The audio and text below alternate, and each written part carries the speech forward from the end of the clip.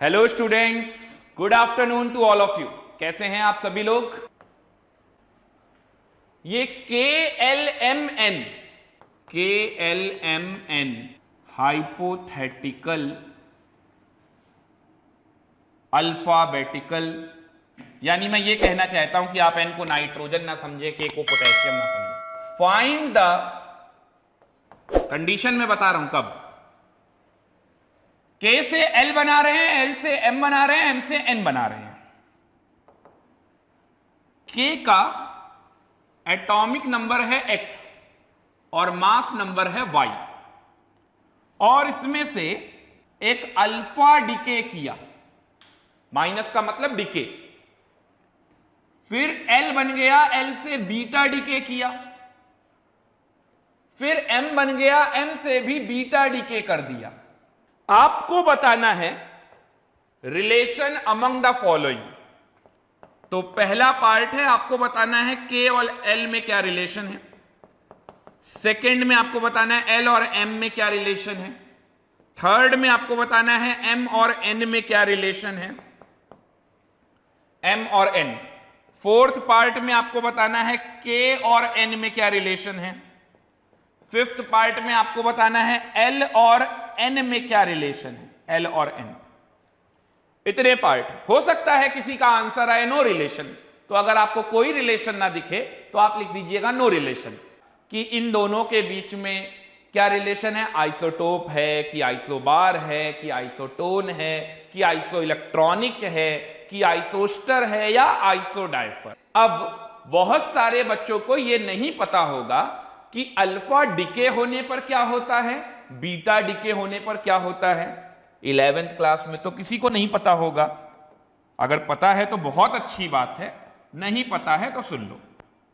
जब कभी भी अल्फा डिके होता है, एटॉमिक नंबर Z में 2 यूनिट का डिक्रीमेंट होता है, मास नंबर A में 4 यूनिट का डिक्रीमेंट होता है।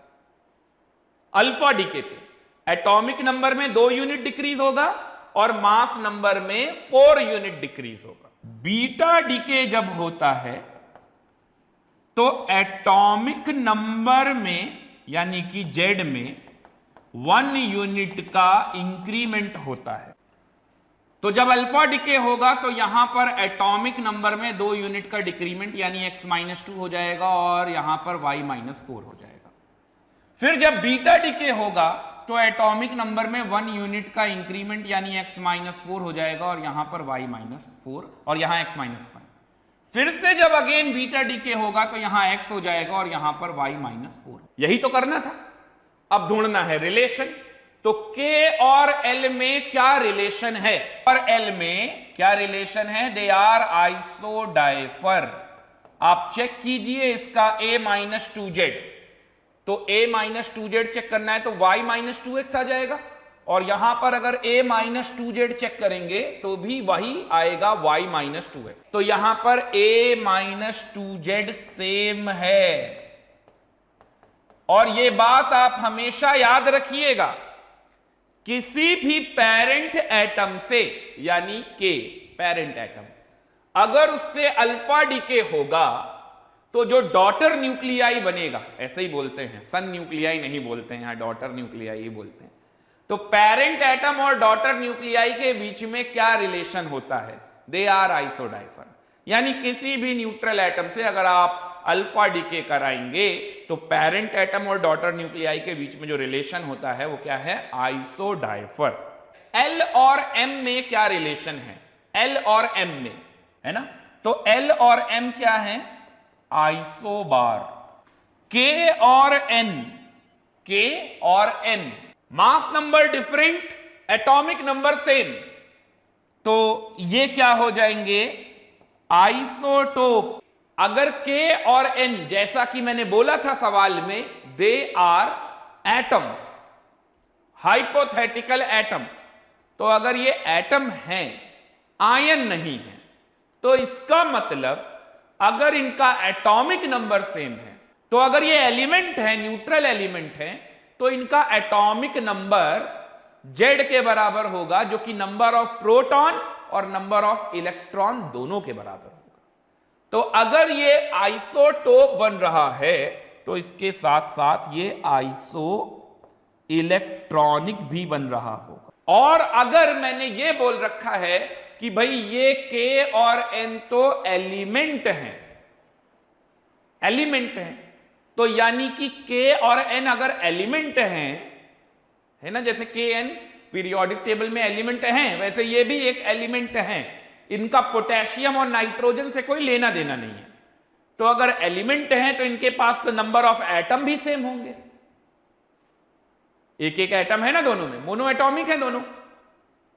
तो अगर नंबर ऑफ एटम भी सेम है, नंबर ऑफ इलेक्ट्रॉन भी सेम है, तो ये आइसोटोप है। नंबर ऑफ इलेक्ट्रॉन सेम होने की वजह से, मास नंबर डिफरेंट होने की वजह से।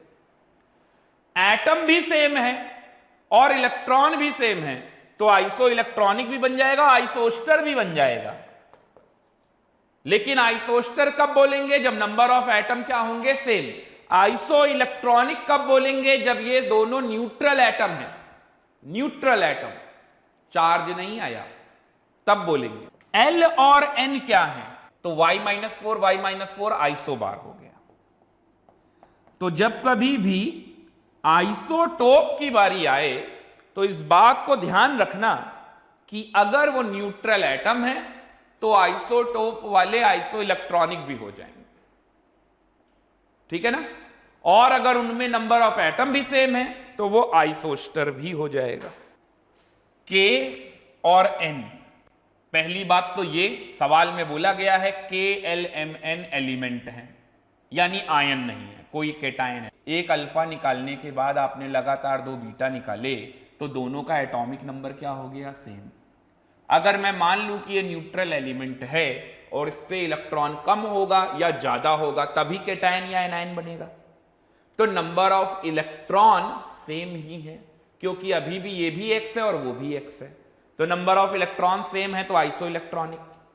एटॉमिक नंबर Z बराबर नंबर ऑफ प्रोटॉन बराबर नंबर ऑफ इलेक्ट्रॉन, अगर ऐसा है तो यह आइसोटोप भी होगा। मास नंबर डिफरेंट है, मास नंबर डिफरेंट है। मास नंबर भी सेम हो जाता तब क्या रिलेशन होता? तब भी आइसोटोप कहते? नहीं, तब बोलते आइडेंटिकल। अरे जब एटॉमिक नंबर भी सेम है, मास नंबर भी सेम है, तब तो आइडेंटिकल बोलोगे।